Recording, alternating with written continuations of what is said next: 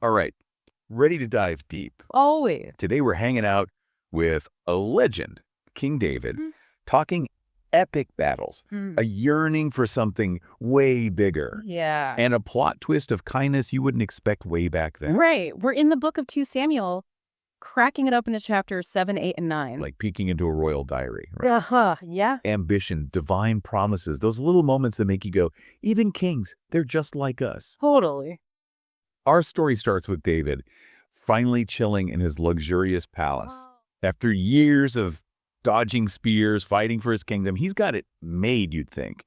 But then, He's got the cedar palace oh yeah, and the Ark of the Covenant, like the physical embodiment of God with the Israelites. It's stuck in a tent. talk about a reality check. Big time. It's like your friend's on your couch and you've got a spare room, but like on a whole other level. Haha. That's So, good. quick refresher for anyone who's fuzzy. What's the big deal with this arc anyway? Okay, so picture the most sacred thing ever, like represents your history, beliefs, your whole identity. Yeah. That's the Ark for the Israelites. It's got the 10 Commandments tablets inside, Wow. a symbol of their deal with God ever since Egypt. It's not just about nice furniture for God.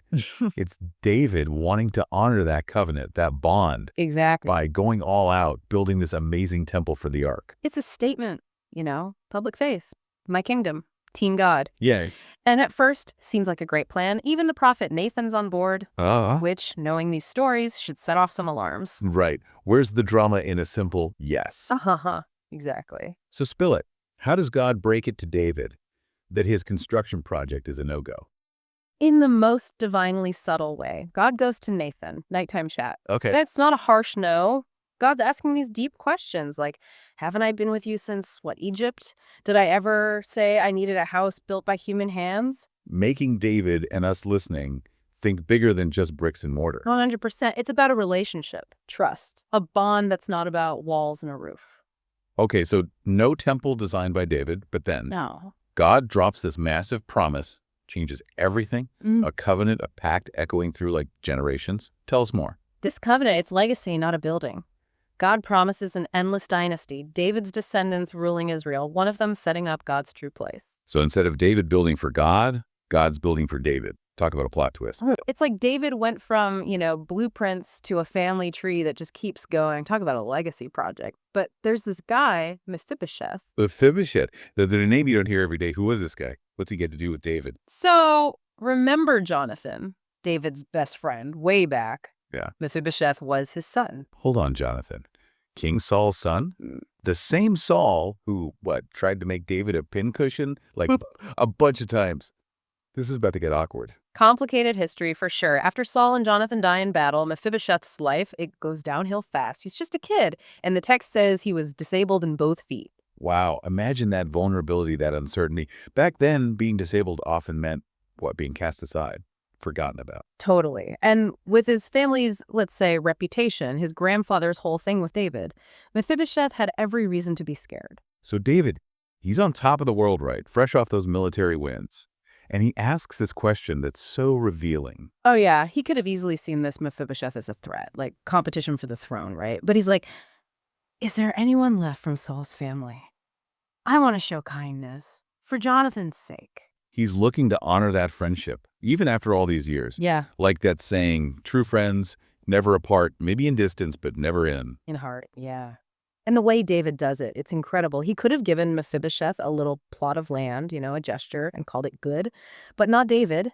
He goes all in all, the land that belonged to Saul's family, back to Mephibosheth. Whoa, talk about a power move. But not the power move you'd expect. This is compassion, righting past wrongs, keeping a promise to a friend, even in death. And it keeps going. He brings Mephibosheth into his palace, gives him a permanent seat at the king's table. Imagine you go from hiding in exile, worried about your next meal, to eating with the king every day. That's not just generosity. It's a total 180 from Mephibosheth's life. Yeah. Those stories where someone gets a lucky break, this is even bigger. This is loyalty, grace, a king who gets it. True power isn't just land, it's hearts. It's easy to get caught up in the battles, the palaces, Right. talking kings, right? Right. But this whole thing with Mephibosheth, it shows a whole other side of David. Totally. He wasn't just a warrior. He understood compassion, second chances, the power of that. And what's interesting? This act of kindness, Seems so random. Yeah. It actually loops back to how we started this whole deep dive. You mean back to David wanting to build that temple for God? I think I see it, but connect the dots for me. Okay, so God tells David his legacy, it's not a building, it's this dynasty built on a relationship being faithful, right? Right. And what does David do? Turns around, shows that exact same thing with Mephibosheth, extends that grace. Whoa, I see it.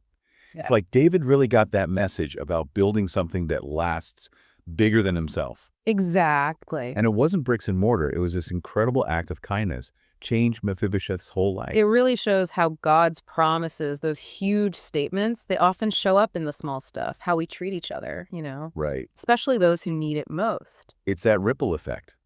One kind thing, who knows how far it goes. Imagine Mephibosheth, years later, telling that story, I know, right? how David's compassion changed everything for him. Makes you think, what kind of ripples are we making? Are Yep. we showing that generosity, that faithfulness in our own lives? It's a big question, right? As we wrap up this deep dive into King David, his story, it makes us think, look past the surface, see the potential in everyone. Yeah. Maybe, like David, we'll find that real leadership or real legacy, it's in those unexpected places. When we choose compassion over winning, grace over judgment. So well said. Even now, these stories, they still hit hard. They challenge us. They remind us the greatest things we leave behind. Yeah, Often it's not what we do for ourselves, it's what we do for other people. so true. And to everyone listening, thanks for coming on this deep dive with us into the world of King David. Hopefully his story pushes us all to live a little braver, a little kinder, and with a lot more heart. Welcome to Charlie and Mia's podcast. We're embarking on an exciting journey to read through the entire Bible in just 1 year. Every day, we dive into Scripture, exploring its meanings and how it applies to our lives today. We invite you to join us on this incredible adventure of learning and discovery. Don't forget to subscribe to our channel so you never miss an episode.